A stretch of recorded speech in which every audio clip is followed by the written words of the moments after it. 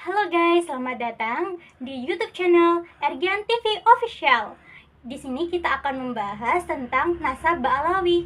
Jangan lupa subscribe, komen, like, dan share ya teman-teman.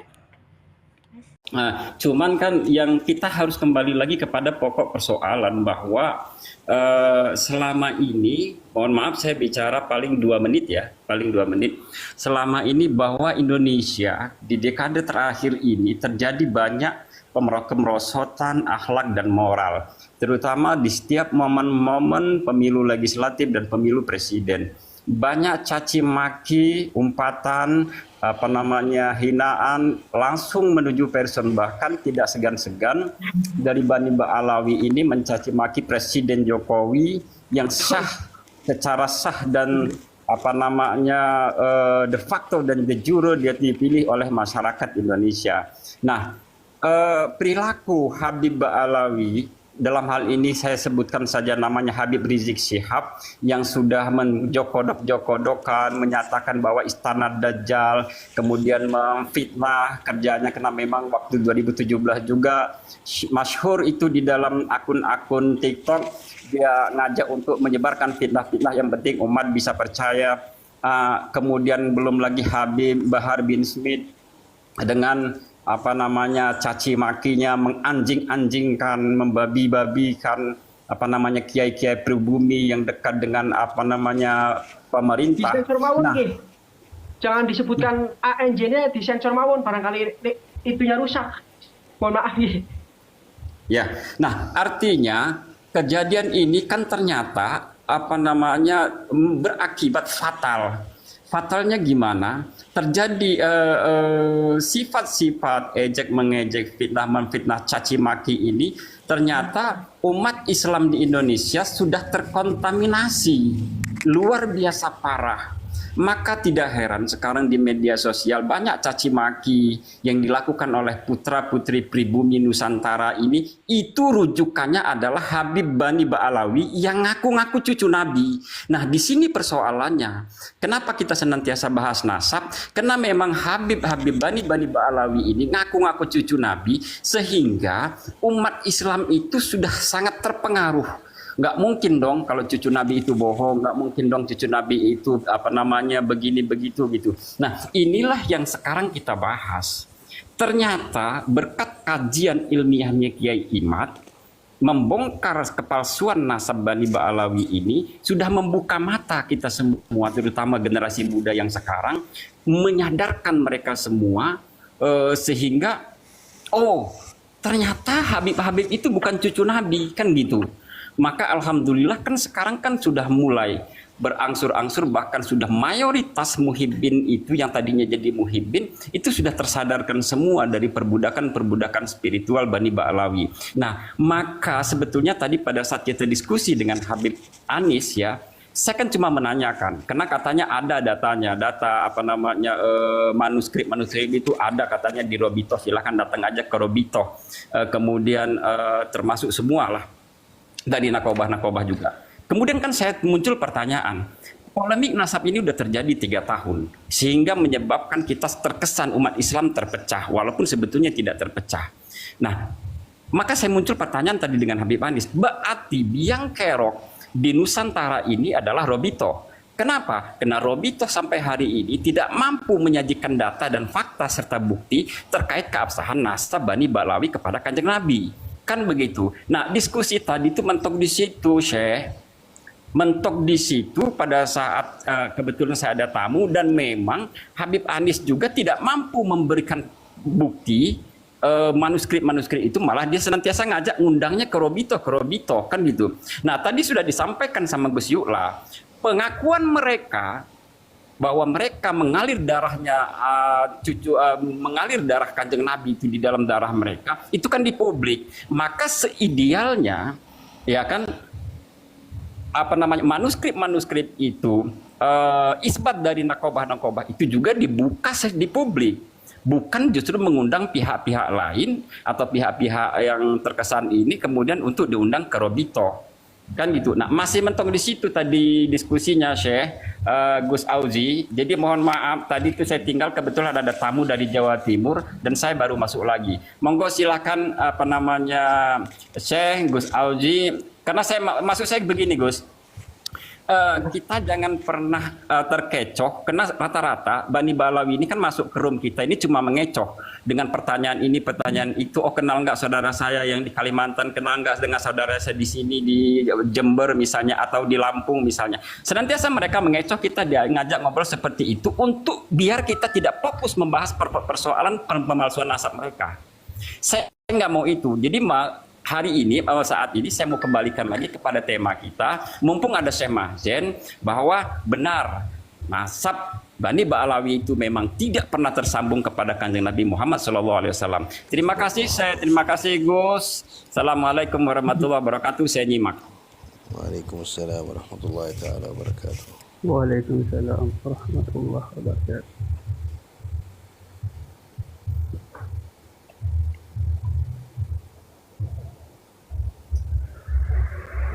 Masya Allah, PWI Laskar Sabilillah ini sangat sempurna penjelasannya. Terima kasih Gus, Ana sudah diizinkan untuk naik. Oh. Memang pada saat ini kita itu lagi korodit ya.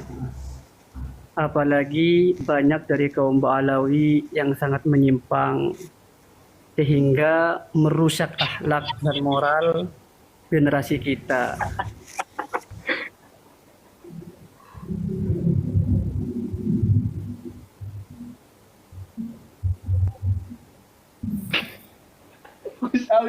Gus Ausi, gimana Gus? Mohon maaf, ini Ustadz Khidmatul Umat, mohon maaf ya, saya tadi ketawa sebentar. Kita sambil mendengarkan ini.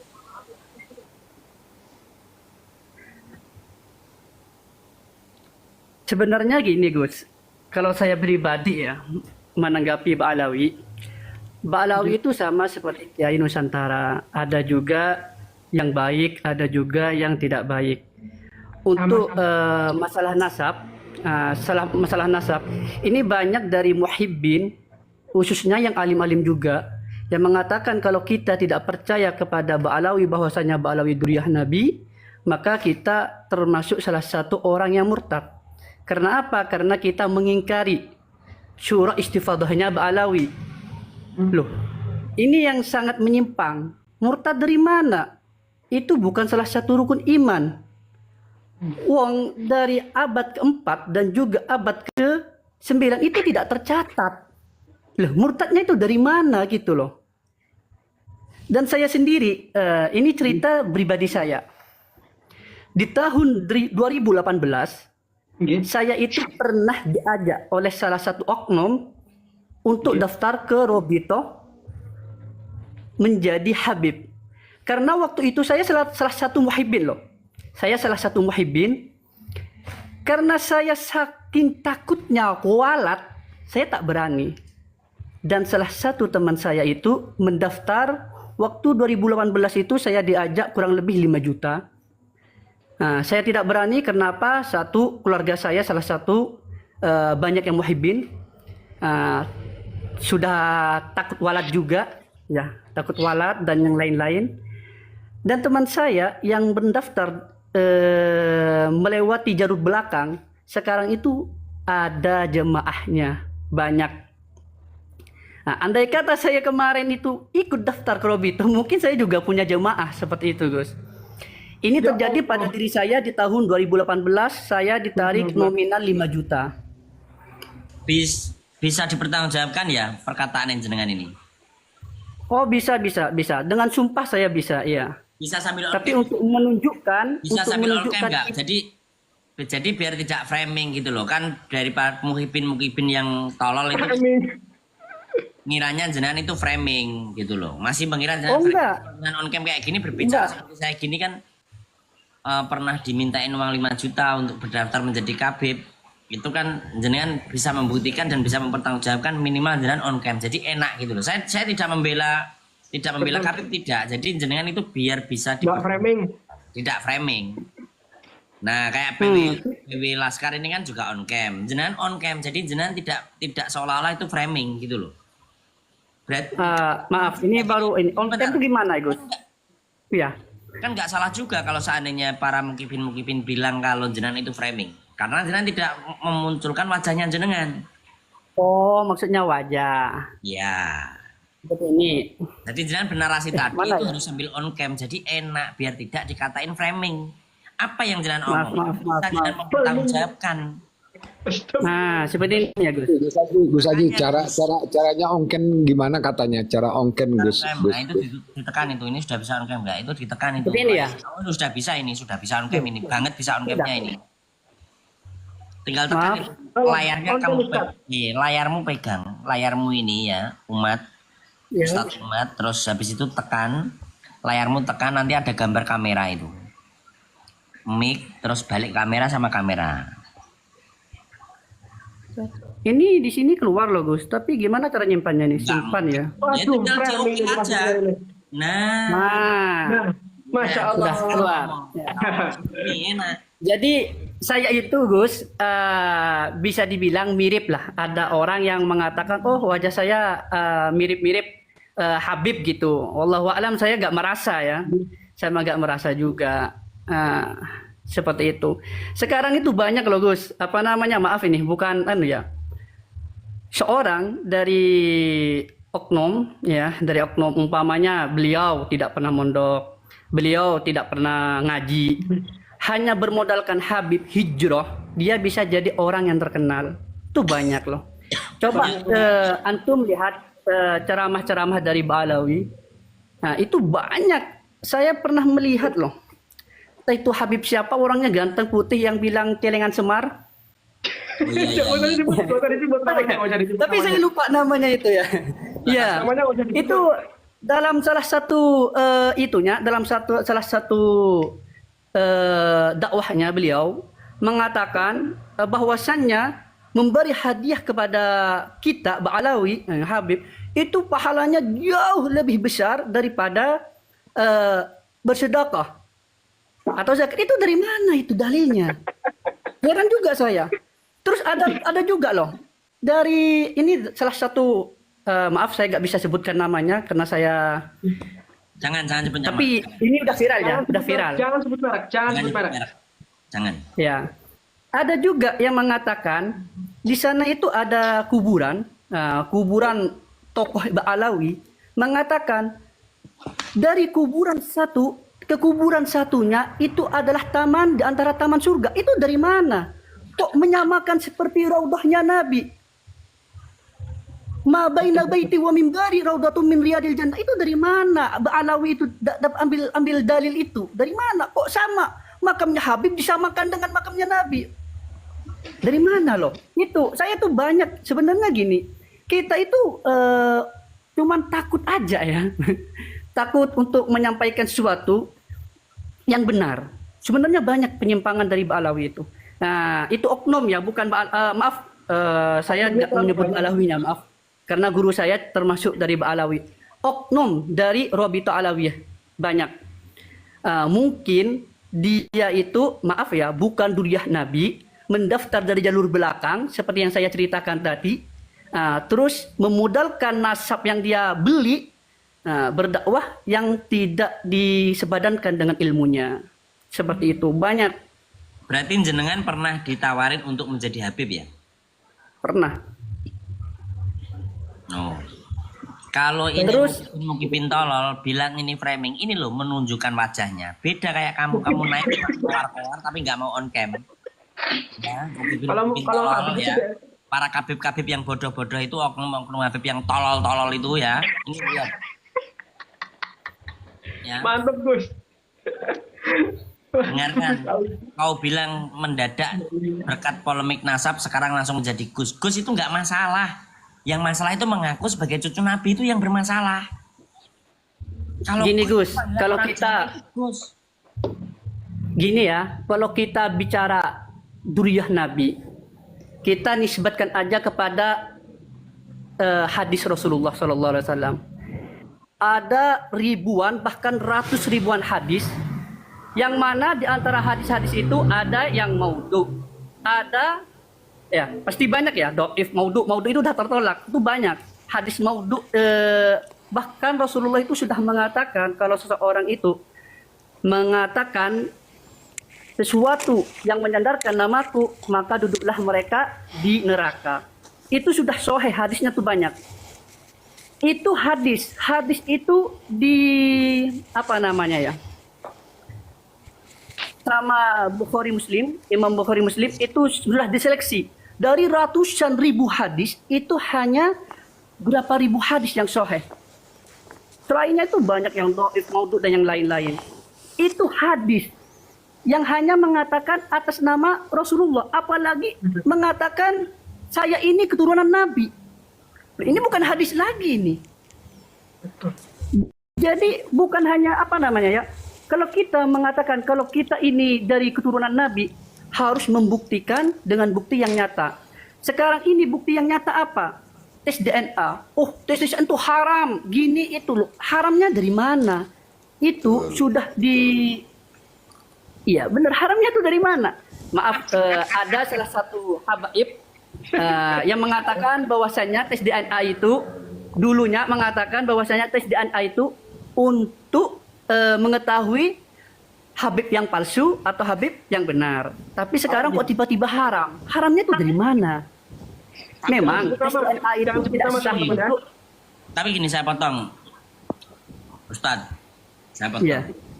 Tes DNA ada yang bilang Habib itu bilangnya haram kan, ada oknum Habib yang bilang itu haram, dulunya bilang harus tes DNA, dan berkah tesnya Kiai Imad ini bilang, terus dia sekarang berbalik arah bilangnya itu haram, kan begitu kan?